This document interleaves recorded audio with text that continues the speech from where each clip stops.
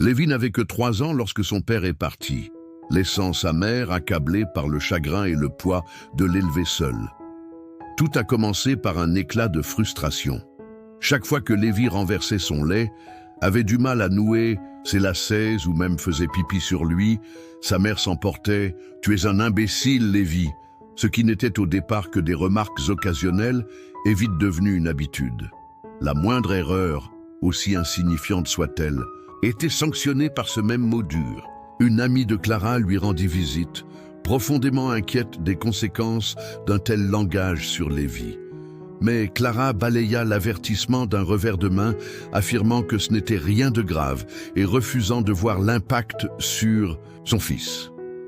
Elle ne réalisait pas que ces paroles s'enracinaient profondément dans son esprit fragile. À l'âge de 5 ans, Lévi se renferma de plus en plus sur lui-même, jouant seul.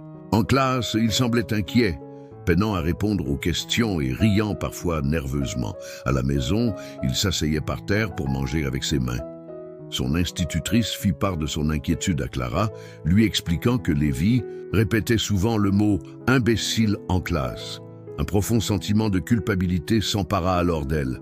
Ce soir-là, alors que Lévi jouait seul, il chuchota encore et encore « Je suis un imbécile ». Clara réalisa soudain que ses propres paroles avaient façonné la réalité de son fils. En l'observant, son cœur se serra et un frisson glacé la traversa. Rongée par la culpabilité, Clara regretta amèrement ses paroles blessantes et souhaita pouvoir réparer les dégâts.